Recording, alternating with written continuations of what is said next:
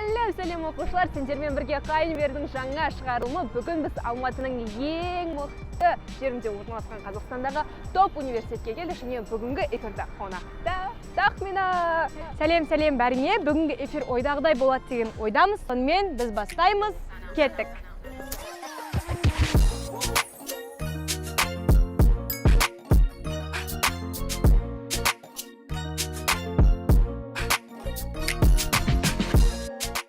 Давайте. Сіз қонақсыз ғой.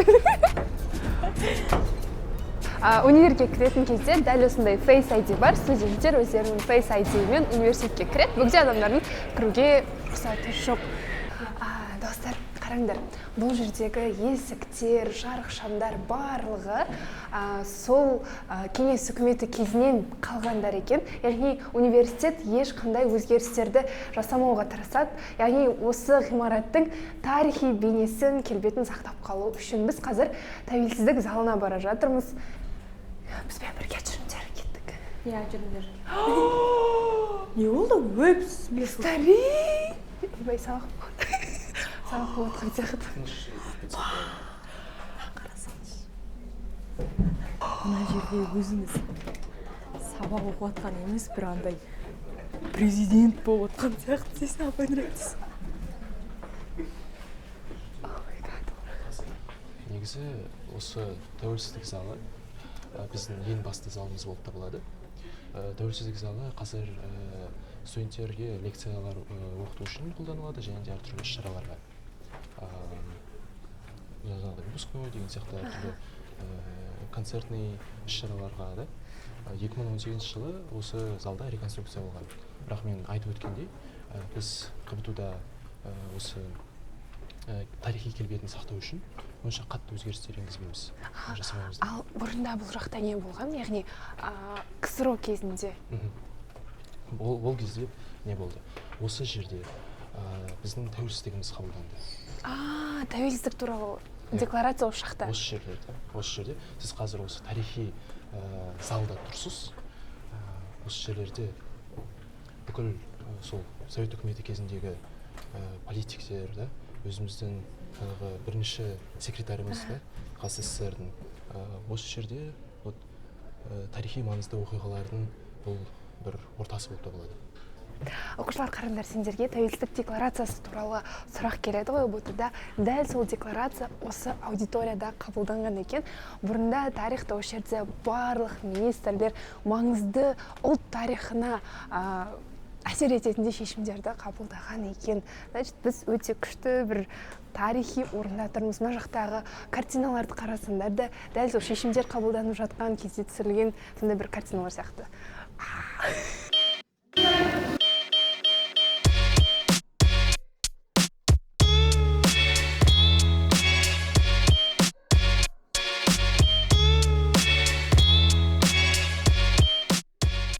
Жылы Нұрсұлтан Әбішұлы Назарбаев Ұлыбританияға барып, дәл осы университетті бірге ашу туралы ұсыныс тастайды. Және 2001 жылы дәл осы ғимаратта Қазақ-Британ университеті ашылады. Басында Қазақстанның экономикасын көтеру үшін қажетті кадрларды даярлау мақсатында ашылған болса, бүгінде Қазақстандағы ең мықты техникалық университетке айналып отыр.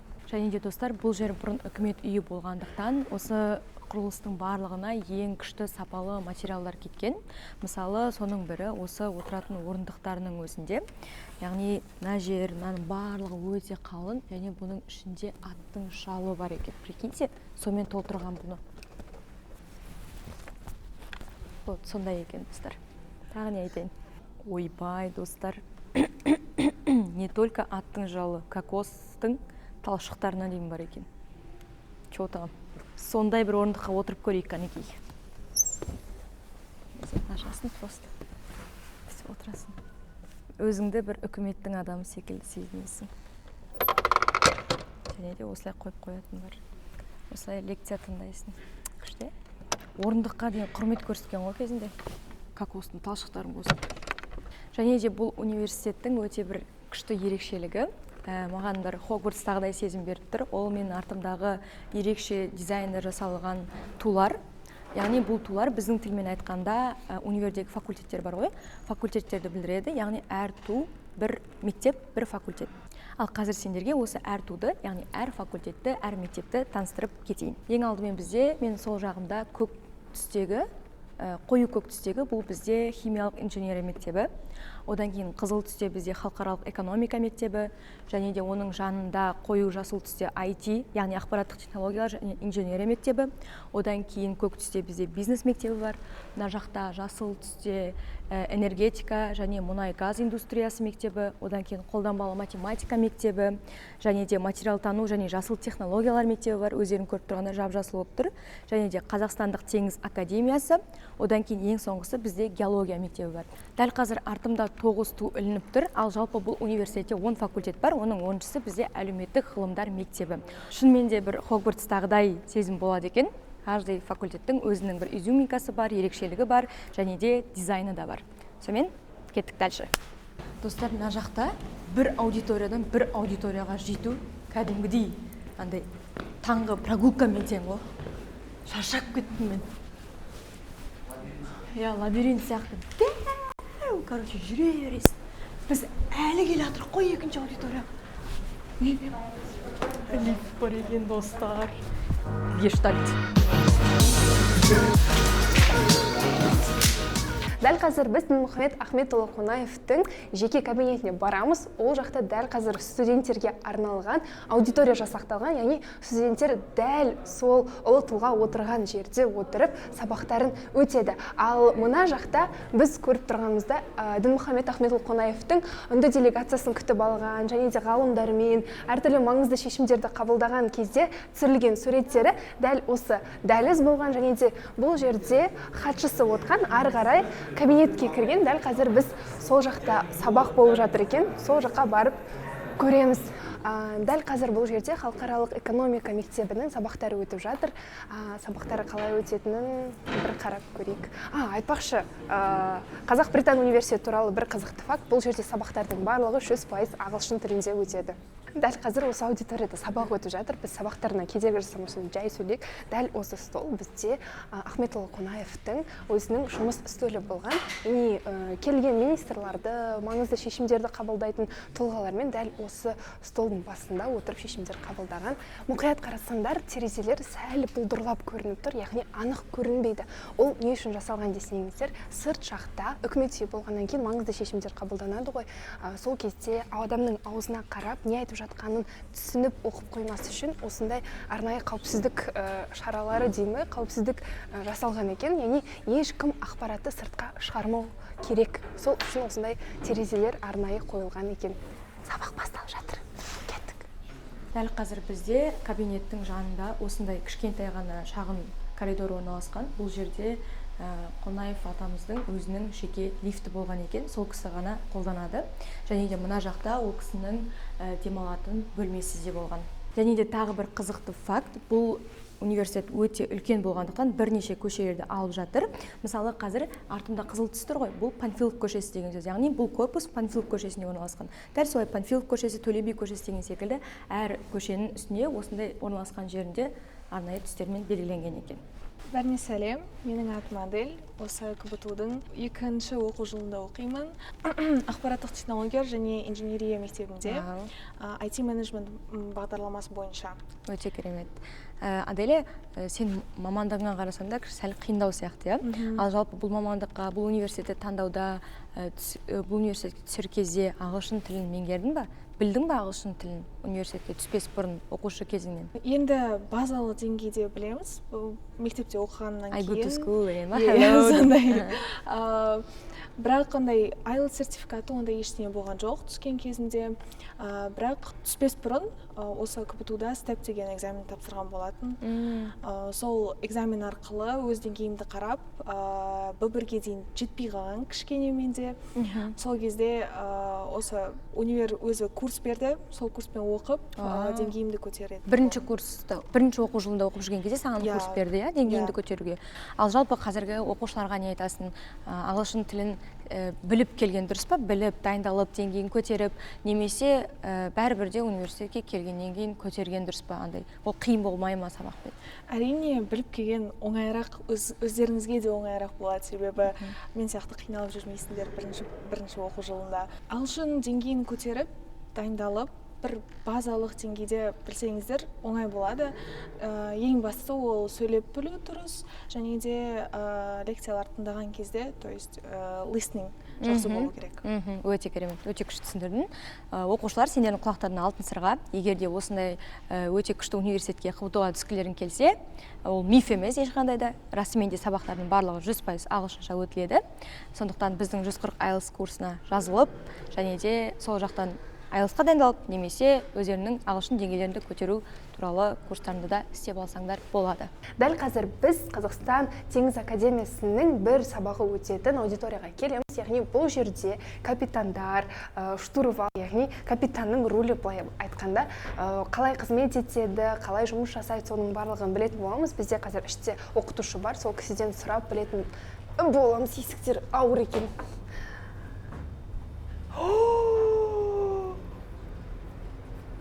Мына жақта тазаны былай өйтіп қарап тұратын сияқтысың, теңізде өйтіп жүріп бара жатқан сияқты. Бұл жерде мына жақта практика жасайтын бөлме, мына жақта біздің ағайымыз тұр, қазір бәрін айтып береді. Потому что мен дым білмеймін. Ағай, сұрақ, бұл жақта кімдер сабақ оқиды? Бұл жақта Қазақстан теңіз академиясының оқушылары, яғни студенттер, біз оны кадеттер дейміз, олар оқиды.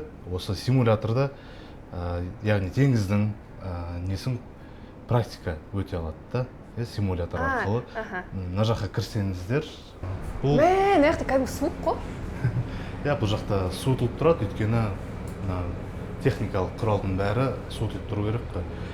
Бұл жақта бізде түгел тура кемедегіндей бүкіл техникалық құраптар, мансаптар бар. Ол мына жаққа қарасаңыздар, карта, радар, яғни бірге бір копиясы болып саналады осы симулятордың. Бұл жақта бізде навигация, электроник навигация, жерлік навигация сабақтары, практикасы өтеді. Демек, студенттер осындай теңізде жұмыс жасайтын, білмеймін, теңізде қандай жұмыс жасайды олар? Кеме, яғни жүргізеді. Жүргізеді. Мысалы, практика сабақтарында бізге 3 адам болып бөлінеді, ол яғни капитан, осы рульде тұратын кісі, және лукаут дейміз, ол шетке қарайтын адам, сыртқа қарап тұратын адам. Өйстіп, кәдімгі теңіздегіндей, кәдімгі жұмыстағындай практика болады.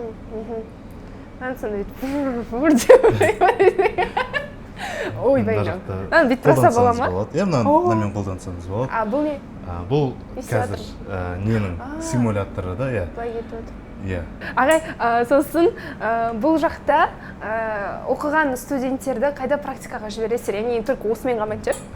Дәл қазір бізде 12 ай практикасы қолданады, яғни теңізге 12 ай жіберіледі.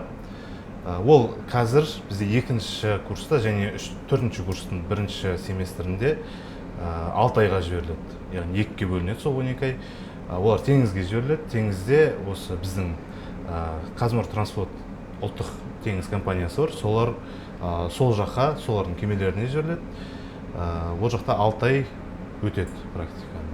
6 ай өтеді. Грант, госгрант дейді, ұлттық грантпен өтуге ұбт-дан 70 балдан жоғары. Сонда корабль басқару үшін 70 балдан жоғары алса грантқа түседі? Грантқа түседі. Және де қазір бізде сол ұлттық компаниямен, ұлттық теңіз компаниясы, Қазмортранспортпен бірге программа бар, яғни грант. Олар бүкіл оқуын, стипендиясын, общежитияда, жатақханада тұрудың бүкіл қаржыларын қамтамасыз етеді. Қазақстанда жалпы осы мамандықтарға сұраныс бар ма? Мен өзім, мысалы, теңізде істеймін, жарты ай, 2 ай теңізде істеп, 2 ай осы университетте істеймін. Сол Қазмортранспорт компаниясында 2-ші көмекшісі болып істеймін, Астана кемесінде. Айтарым, жақсы. Тоқтаңдар, ең бастысы, осындай капитан қанша ақша табады? Теңізде жұмыс істейтін адам қанша ақша табады, білмеймін енді. Қиын жұмыс сияқты, боранда. Жұмыс қиын дегенде, өзің бәр жұмыс қиын ғой енді, бірақ мысалы біздің университет бітіріп, осы жұмысқа тұрғанда, бізбен бірге бітірген адамдардан айлықты жоғары аламыз. Қайда жоғары аламыз? қазіргі екінші көмекші болып істеймін. Айлығым жақсы. Жақсы. Это қазір жақсы дегеннің артында қанша ноль бар, сөйтіп сұрап кетсең. Ол жағын айтуға. Дәл осы мамандықты бітіріп барған адам, қолында диплом бар, қанша ақша таба алады? Егер ол штурман болып, яғни кеме жүргізуші болып бітірсе, 840 мыңнан басталады айлығы. Анау емес, нормально екен ғой? Механиктер, үшінші механик бізде осы Каспийде 920 мың ба сондай алады. Және осы жылдан бастап бізде электромеханик мамандығы бітіреді. Олар бастапқыдан 1,8 миллион. Достар, короче, анау, мынау, бұны таңдау үшін қандай комбинация? Физика, математика. Физмат таңдап отқан адамдар 70 балдан жоғары аласыңдар да, осы кеме теңіз академиясына келсеңдер, жақсы ақша тауып, жақсы жұмыс жасауға мүмкіндіктерің бар екен. Так что таңдау өздерінде осы университетке келіп, осылай практика жасауға мүмкіндіктерің бар. Еще практикадан өтесіңдер. Дальше кеттік. Аяқтарда қырған компьютер тұр бар ғой.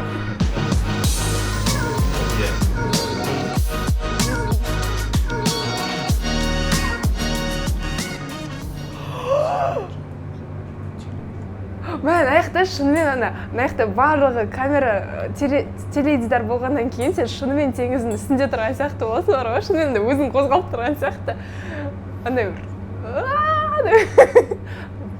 аварияға түсеміз десең. Менің ойымша КБТУ-дағы ең әдемі локация осы жер сияқты. Өздерінде көріп тұрғандай өте дәу және өте әдемі. Және де оқушылар бұл жерде Альфа тобының төбе әні, яғни біздің 140-тың әнұраны клипі түсірілген болатын.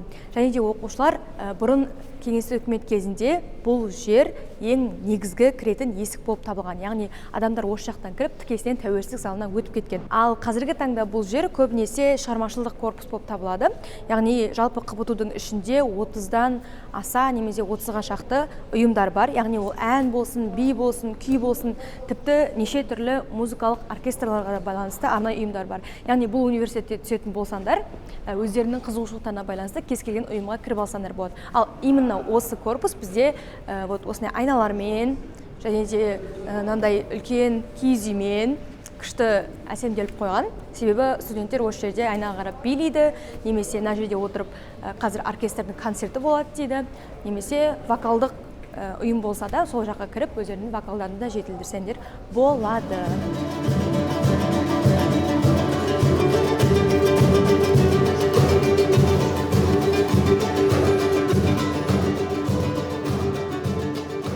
Халық банкінің қолдауымен студенттерге арналған осындай коворкинг зона жасалған екен. Яғни студенттер келіп сабақтарын оқып, өздерінің жұмыстарын жасауға мүмкіндік бар. Ал жалпы біз қазір КБТУ-дың кітапханасына келдік. Бұл жақта сол жақ дәлізден оң жақ дәлізге дейін толық кітапхана.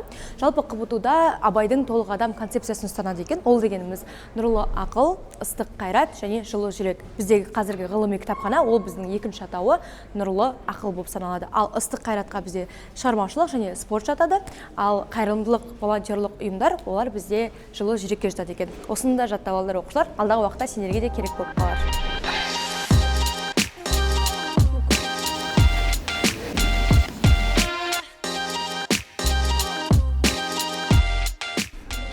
Көптеген ақпараттарға сүйенетін болсақ, ел аузында КБТУ туралы өте қызықты бір миф па, шындық па, білмеймін, бір оқиғалар жүреді. Осы КБТУ-дың подвалында үлкен шахта, туннель сияқты жолдар бар көп. Осы қалалық ғимараттарды байланыстыратын, астында неше түрлі бір тарихи бір нәрселер бар десе, енді шын өтірігін білмеймін. Оның миф екенін, нақты ақпарат екенін ешкім білмейді. Комментарияға жазып сендер қандай білгенді білесіңдер. Қазір студенттерден сұрап көрейік, кім не біледі, может подвалға түсіп көрген адам бар шығар. Кешіріңіз. Сіз осы КБТУ-да елес бар дегенге сенесіз бе? Иә, ол елес мен ғой деп. КБТУ-да елес бар деген рас па? Өзім жалпы ондайды көрген жоқ, бірақ әртүрлі өсектер бар. Қандай? Жалпы түнде дауыстар шығады дейтін, және де өздеріңіз білесіздер, бұрынғы үкімет үйі ғой. Сондықтан андай қорқынышты бір нәрсе болады. Негізі түнде қап-қара болып тұратын жайты бар.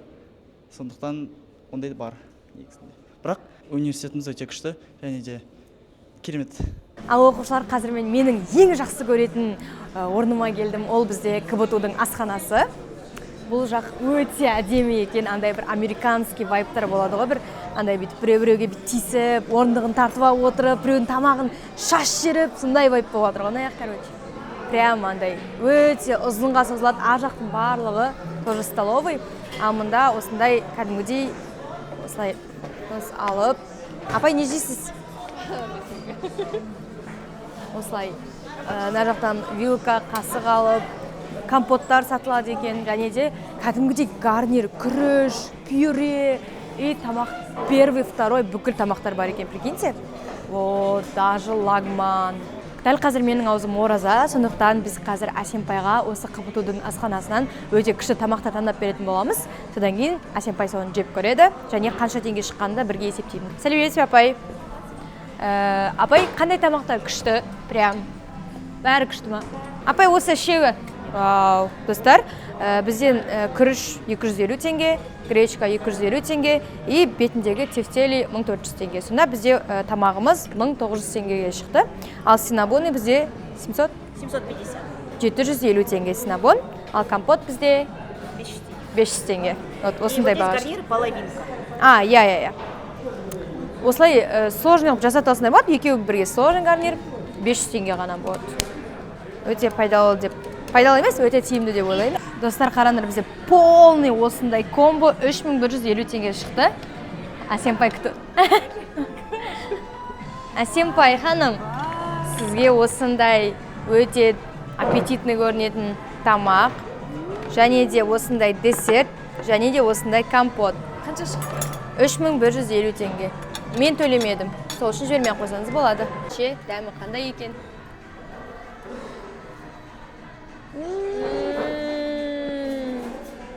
Дәмді деші. Дәл қазір біз КБТУ университетінің ең қызық лабораторияларына келдік. Ол бізде Game Lab деп аталады. Яғни бұл жерде әртүрлі ойындарды ойлап тауып солар жасайды екен. Қазір толығырақ апай түсіндіріп береді. Жалпы бұл жерде немен айналысасыздар?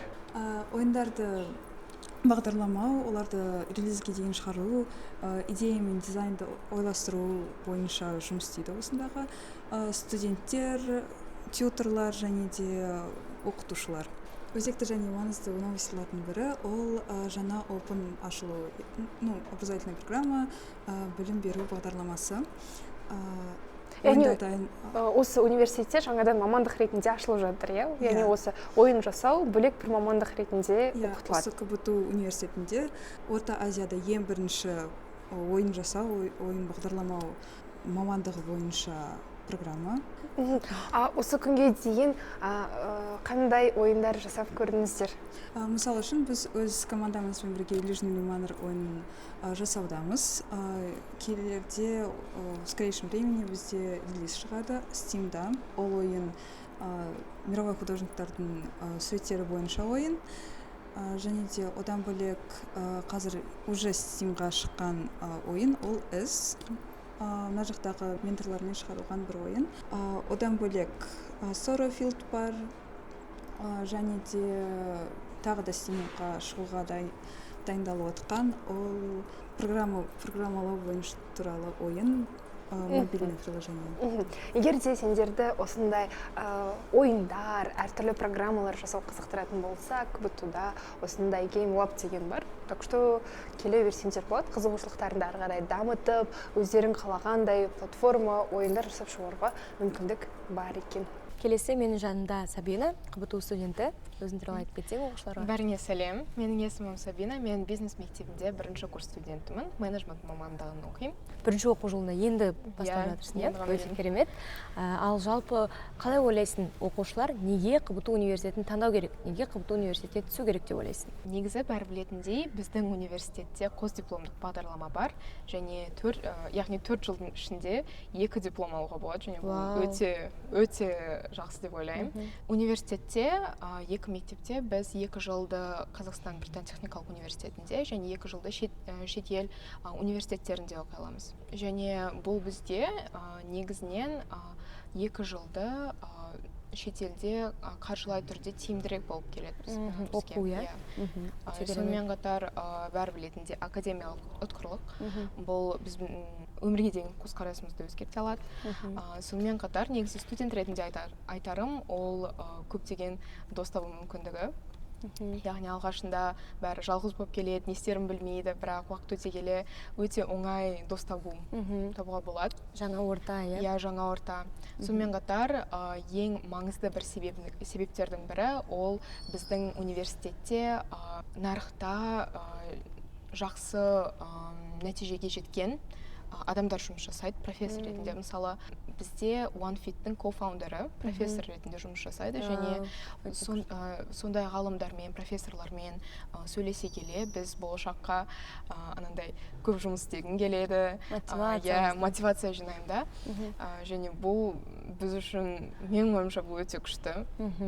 Тәжірибелерін, нәтижелерін өз көздерімен көріп мотивация аласыңдар, именно жақтан күшті сапалы білім аласыңдар, иә? Мынаны бөлуге болады. Біз дәл қазір өте бір ерекше жерде тұрмыз. Қарасаңдар барлығы әппақ, тереңіне бізді тіпті бахила кигізіп қойды аяғымызға. Енді бұл жер лаборатория, яғни бұл жақта техникалық университет болғаннан кейін дәл қазір күннен энергия алатын панельдердің ұзақ уақыт жұмыс жасауы, олардың эффективностін арттыру бойынша зерттеулер жасалып жатыр екен. Ал қазір біз былай қарай жүрсек химиялық лабораторияға барамыз. Қазір кеттік. Бұл бізде ағай түсіндіріп береді десең. Ең алдымен бізде осы химиялық кабинеттер. Ей, наңғарыңдар.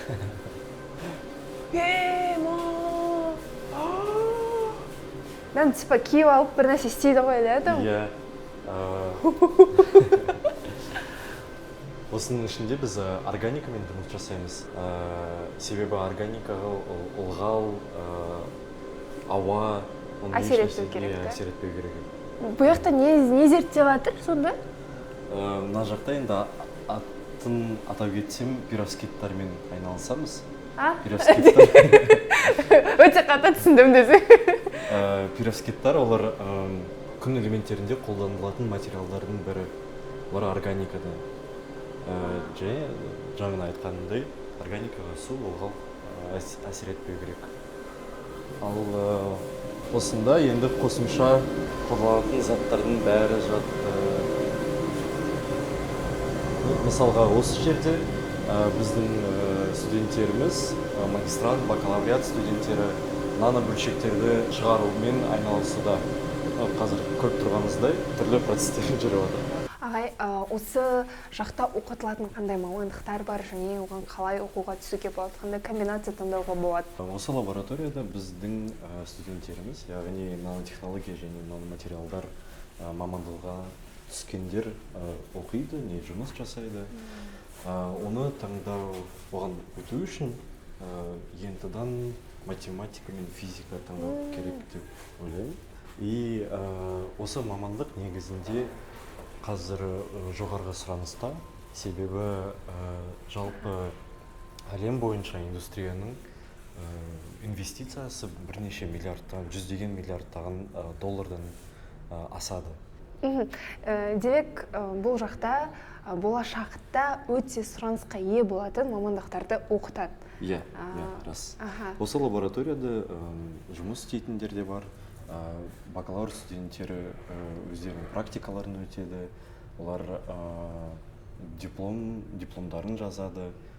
Жалпы осында студенттермен жұмыс өте көп өтеді. Қазір біз ең қызықты, ең ерекше аудиторияға келдік. Ол бізде Robotics лаборатория деп аталады. Яғни бұл жақта қазір студенттер робот жасайды, және де роботтармен жасалған техникалармен, в общем, сондай сабақтар өтеді екен. Қазір 271-ші аудиторияға кірдік. Осы жақта саламатсыздар ма? Саламатсыз ба? Бұл біздің КБТУ-дағы роботымен байланысты роботикстағы лаборатория болады.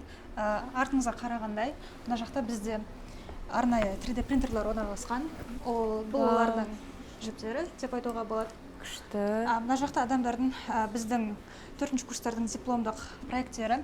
Мына жақта арнайы қол арқылы өзінің координатасы бойынша заттарды алып, және де орнына қойып отыратын болады. Мынау біздің проба собака. Ал мынау қазір әлі енді жасалынып жатыр, иә, әлі де? Иә, әлі енді жасалып жатыр. Мына жақта не дейтін еді, арнайы сенсор деп айтуға болады. Ол арқылы ол роботтың қай жақта орналасуын көріп отырып, арнайы координатасын беріп отырады. Өте күшті, өте күшті. Маған 3D принтер қызық болып тұр да. Ол қалай жұмыс жасайды, соны түсіндіріп бере аласыз ба?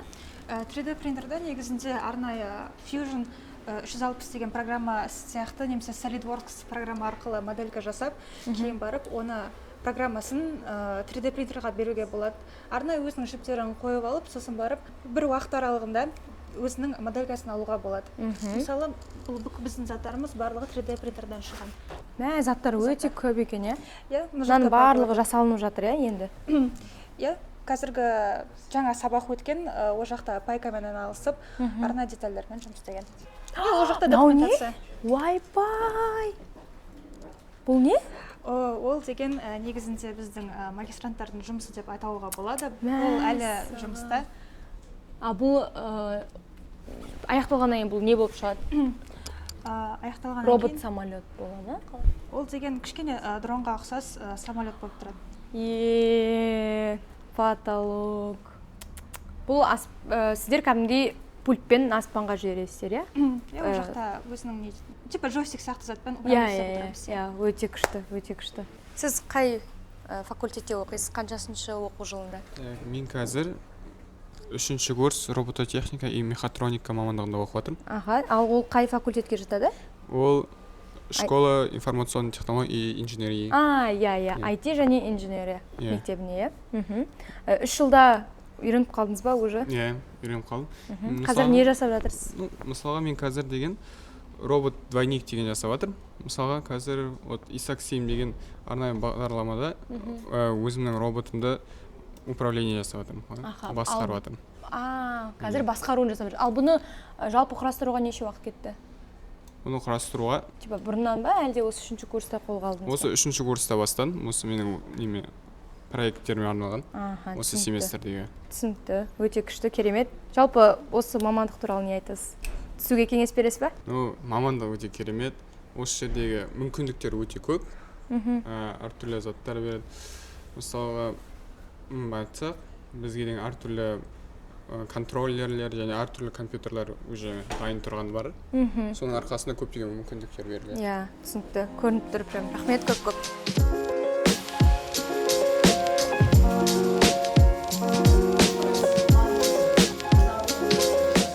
Біз универге турымызды әлі жалғастырып жатырмыз, себебі бұл университет өте үлкен екен. Бірақ мен қазір ақылы оқуға түсетін оқушыларға бір ақпаратпен бөлісіп кетейін. Жалпы КБТУ-да оқу ақысы 2 миллион мен 3 миллионның арасында жүреді. Жатақханада жату құны 4 адам жататын бөлме 50 мың теңге, 3 адам жататын жер 55 мың теңге екен. Ары қарай біз студенттердің орналасатын жатақханасына келді. Қазір ішінде не бар, қандай заттар бар, бөлмелері қандай, барлығын бірге көретін боламыз.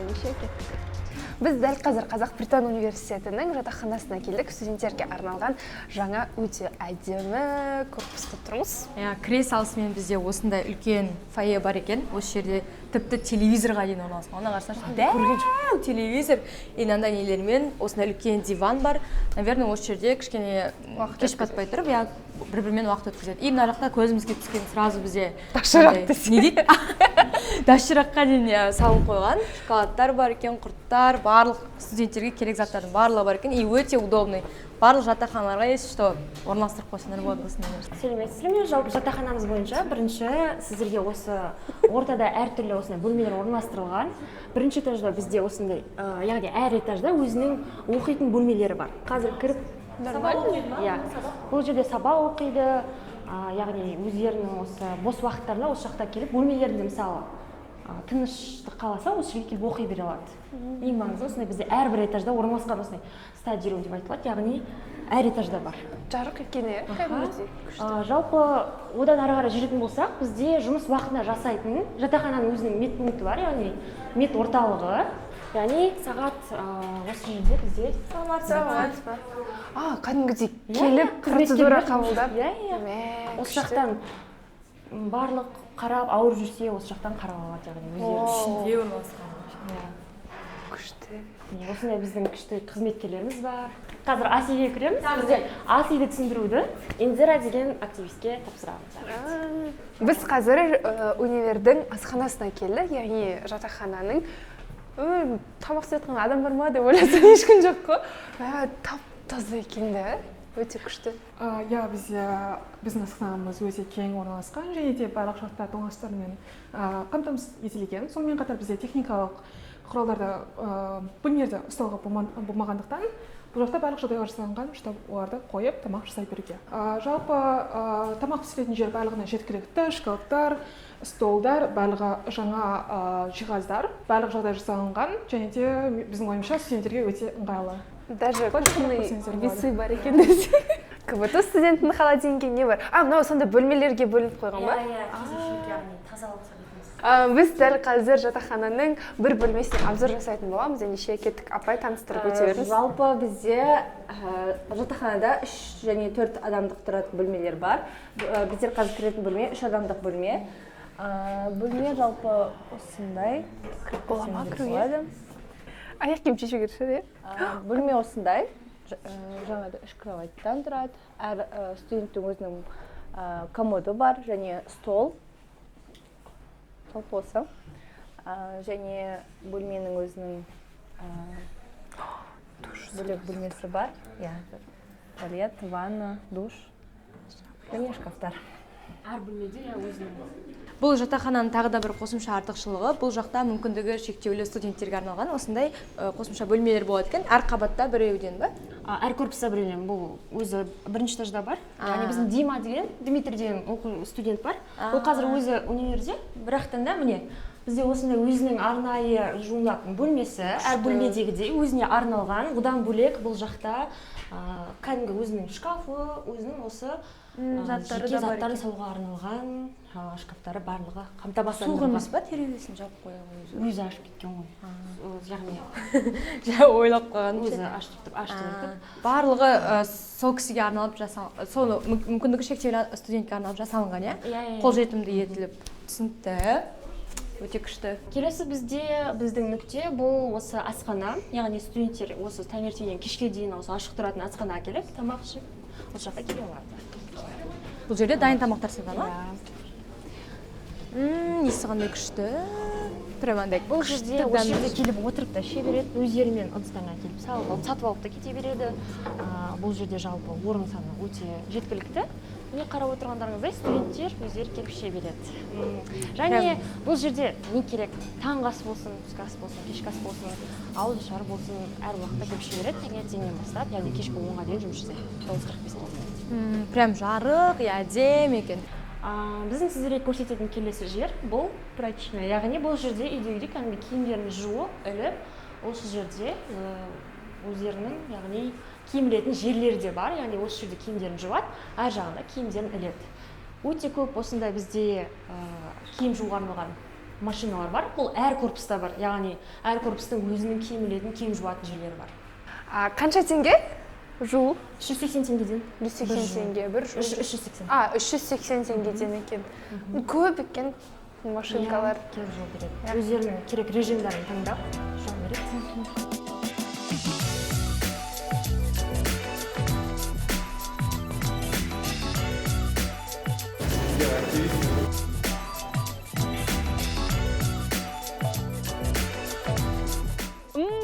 Біздің КБТУ-ға жасаған 9 сағаттық обзорымыз аяқталды. Сізге қалай болды? Өте қызық, өте ұзақ болды, түрінен көрініп тұрған шығар, бірақ оқушыларға ұнайды деген ойдамыз. Ұнатса лайк басып, комментарий жазып, каналға жазылуды ұмытпаңдар. Келесі қай универге барайық, тоже жазып кетіңдер. Сіздермен бірге болған Асенпай және сүйікті тахминалар.